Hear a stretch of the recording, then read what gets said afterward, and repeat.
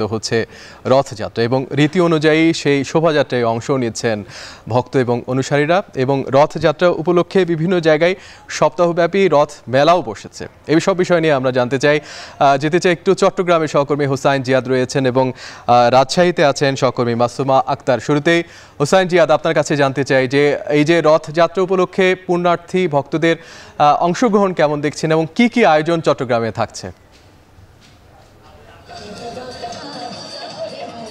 বিপ্লব, পুরো চট্টগ্রামের যে সড়কগুলো রয়েছে সবগুলোতে এখন লাখো ভক্ত অনুসারী জগন্নাথের এবং একেবারে উৎসবমুখর পরিবেশ পুরো নগরে জুড়ে। আমি যেখানে আছি সেটি চট্টগ্রামের প্রবর্তক মোড়।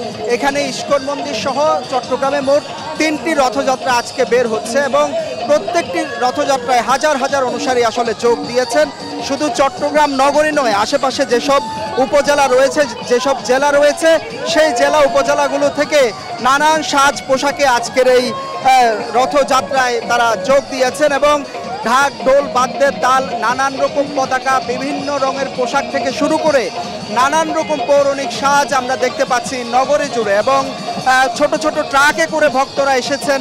অনেককে আমরা দেখতে পাচ্ছি ছোট ছোট প্রত্যেকটি ট্রাকে আসলে সাউন্ড সিস্টেম রয়েছে, যেখানে বিভিন্ন ভক্তিমূলক গানগুলো পরিবেশন করা হচ্ছে, তার সাথে নেচে গেয়ে আজকে দিনটিকে তারা উদযাপন করছেন। শুধুমাত্র উৎসবের সাথে আসলে এটি বিপ্লব একটি ধর্মীয় অনুষ্ঠানও বটে এবং এখানে যারা বক্তব্য দিয়েছেন একটু আগে, যারা পুরোহিত রয়েছেন, তারা বলছেন আজকের এই দিনে মূলত জগন্নাথ দেব তার মন্দির থেকে বের হয়ে মূলত মাসির বাড়ি গিয়েছিলেন। সেখানে বলরাম এবং সুভদ্রাও ছিলেন, তাদেরকে নিয়ে আজকে মাসির বাড়িতে গিয়েছেন এবং 9 দিন সেখানে থেকে তিনি আবারও তার মন্দিরে ফেরত আসেন। অর্থাৎ আজকে তিনি যে মাসির বাড়ি যাচ্ছেন সেটিকেই তারা উৎসব হিসাবে আজকে পালন করছেন এবং 9 দিন পর একটি উল্টো রথযাত্রার আয়োজন হবে।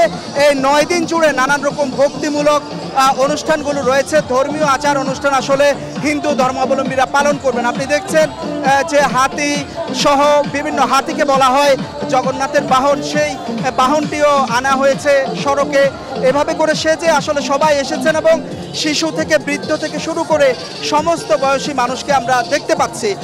তারা এটি বলছেন যে আজকের এই দিনে তারা আশা করছেন যে অনাচারগুলো পৃথিবীতে হচ্ছে, যে হিংসা বিদ্বেষগুলো ছড়িয়ে পড়েছে পৃথিবীতে, যুদ্ধ বিগ্রহ চলছে, মানুষে মানুষে হানাহানি চলছে, সেই বিষয়গুলো পৃথিবী থেকে দূর হবে, একটি সাম্যের পৃথিবী তৈরি হবে। একই সাথে তারা আশা করছেন যে সুজলা সুফলা যে বাংলাদেশ, যে সোনার বাংলাদেশ, সেই বাংলাদেশ শান্তির একটি দেশ হবে, একটি অসাম্প্রদায়িক দেশ হবে, সেই আশা তারা আজকে এখানে করছেন।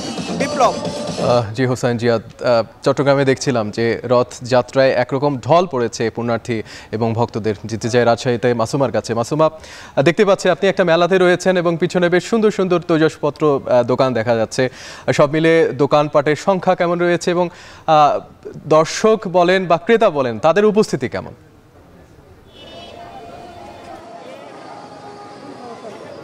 বিপ্লব, আজকে কিন্তু যথারীতি রাজশাহীতেও এই রথযাত্রার যে আনুষ্ঠানিকতা সেটি কিছুক্ষণ পরে শুরু হবে একটি বর্ণাঢ্য র্যালির মধ্য দিয়ে এবং সনাতনী ধর্মাবলম্বী যারা রয়েছেন তারা কিন্তু সেই বর্ণাঢ্য আয়োজনে অংশ নেবেন।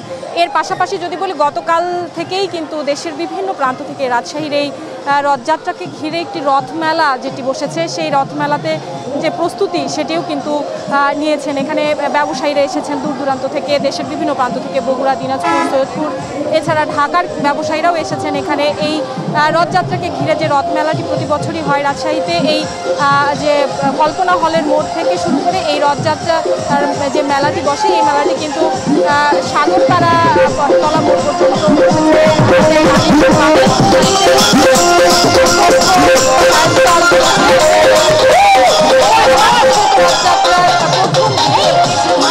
দর্শনার্থী যারা ক্রেতা রয়েছেন তাদের উপস্থিতি কিন্তু চোখে পড়ার মতো এবং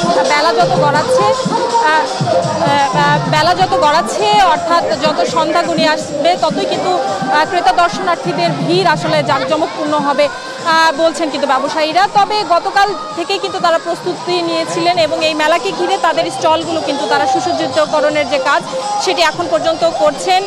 প্রস্তুতি নিচ্ছেন। আগামী 7 থেকে 9 দিনের মতো কিন্তু এই মেলাটি থাকবে এবং এই মেলাটিকে ঘিরে তাদের যে বেচা বিক্রি সেটিও আসলে বাড়বে বলেই কিন্তু এখানকার যারা ব্যবসায়ীরা রয়েছেন তারা বলছেন। একটু জানিয়ে রাখি যে এখানে কিন্তু বাহারি সব পণ্যের পসরা সাজিয়ে বসেছেন এখানকার যারা দোকানি রয়েছেন তারা। যদি একটু বলি যে বিশেষ যে আয়োজন রয়েছে তার মধ্যে কিন্তু এখানে মুড়ি মুড়কি বা মিষ্টি জাতীয় যে খাবারগুলো রয়েছে সেগুলোর দোকান, পাশাপাশি বাচ্চাদের আসলে খেলনা সামগ্রী, গৃহস্থালী সরঞ্জামাদি সহ আসলে সাজসজ্জার যে জিনিসপত্রগুলো রয়েছে সেগুলো কিন্তু আসলে এই মেলায় বেশি মাত্রায় কিন্তু এখানে লক্ষ্য করা যাচ্ছে। এর পাশাপাশি আসলে আজকে ব্যবসায়ীদের সাথে কথা হয়েছে, তারা বলছেন যে আজকে শুরুর দিনেই তারা বেশ ভালো সাড়া পাচ্ছেন, তবে আরও যেহেতু বেশ খানিকটা কয়েকদিন আরও মেলা জুড়ে থাকবেন এবং এই মেলাতে তাদের কাঙ্ক্ষিত যে বেচা বিক্রি সেটি হয়তো তারা করতে পারবেন। এই ছিল আমার কাছে রথ মেলা থেকে সর্বশেষ। জি মাসুম আক্তার, রথযাত্রা উপলক্ষে দেশে বিভিন্ন জায়গায় চলছে নানা আয়োজন, এই বিষয়ে বিস্তারিত জানছিলাম সহকর্মীরা এতক্ষণ যুক্ত ছিলেন। এখন বিকেলের সময়